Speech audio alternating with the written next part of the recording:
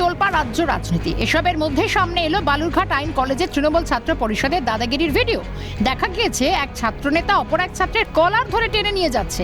ইতিমধ্যে সোশ্যাল মিডিয়ায় ভাইরাল হয়েছে ভিডিওটি। এদিকে ভারপ্রাপ্ত অধ্যক্ষের দাবি, কলেজকে বদনাম করার জন্য এমনটা করা হচ্ছে। মানে এটা আপনি কি মনে করছেন কলেজকে মেলাইন করার জন্য এরকম করছে বা রাজনীতি? তাই হতে রাজনীতিক ইনফ্লুয়েন্সে এগুলো করছে। এটা আমাদের দেখুন, আমাদের কলেজে একদম পুরো শান্ত পরিবেশ, আমাদের কলেজে কোনো ঝুট ঝামেলা নেই, কিছু নেই। ভিডিওটি এক্স হ্যান্ডেলে পোস্ট করে সরব হয়েছেন বালুরঘাটের সাংসদ সুকান্ত মজুমদার। যদিও এই ভিডিও সত্যতা যাচাই করেনি সিএন।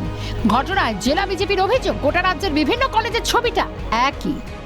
দেখুন, আজকে পুরো বাংলাতে যে কলেজের যে কালচার, তৃণমূলের দ্বারা, ছাত্র পরিষদের দ্বারা যেভাবে, আর বাংলাতে হচ্ছে একই পরিস্থিতি। আজকে দক্ষিণ দিনাজপুরে আপনারা দেখেছেন গত কয়েকদিন আগেই বালুরঘাট আর আমাদের কোয়েট কলেজে একই অবস্থা হয়েছে। সেই একই অবস্থা ল কলেজে।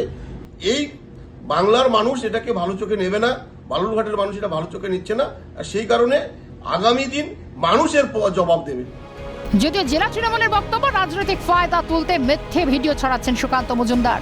এটা দুই বন্ধু মিলে, একজন বন্ধু আর একজন বন্ধুর টাই ধরে যাচ্ছে।